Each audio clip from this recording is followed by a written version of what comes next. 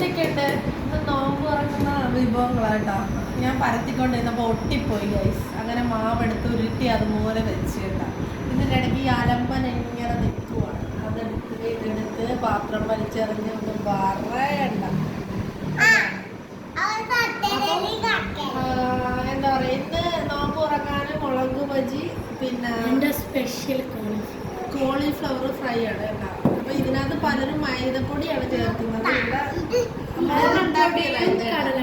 അരിപ്പൊടിയും കടലമാവും വെച്ചിട്ടാണ്. പക്ഷെ നല്ല സോഫ്റ്റും നല്ല ടേസ്റ്റും ഉണ്ട്. അപ്പൊ നല്ല നാരങ്ങകളാണ് ഗൈസ്. ഭൂരിപക്ഷം വീടുകളിലും ടാങ്കാണ് ഉപയോഗിക്കുന്നത്. ഭൂരിപക്ഷം വീടുകളിലും ടാങ്ക് ഉപയോഗിക്കുക. ടാങ്ക് എന്താ കിഡ്നിയൊക്കെ അടിച്ചു പോകും. ടാങ്കൊക്കെ എപ്പോഴും ഉപയോഗിച്ചു. ടാങ്ക് തന്നെ നമ്മുടെ ശരീരത്തിൽ കേടാണ്. പിന്നെ നല്ലതാണെന്ന് തോന്നുന്നു. ഗൾഫിലെ പ്യൂർ അല്ലേ. പക്ഷെ ഞാൻ എത്ര നാരങ്ങക്ക് വില കൂടിയാലും നാരങ്ങ വെള്ളം തന്നെയാണ് എടുത്തിരിക്കുന്നത് കേട്ടോ. ഇഞ്ചിയൊക്കെ ഇട്ട് പുതിനയൊക്കെ ഇട്ട് പിന്നെ ഷാർജ ഉണ്ട്, പാല് കാച്ചിയിട്ട് അടിച്ചാണ്. അപ്പോൾ ഇന്നത്തെ വീഡിയോ ഇത്രയുണ്ട്. ഇഷ്ടമായ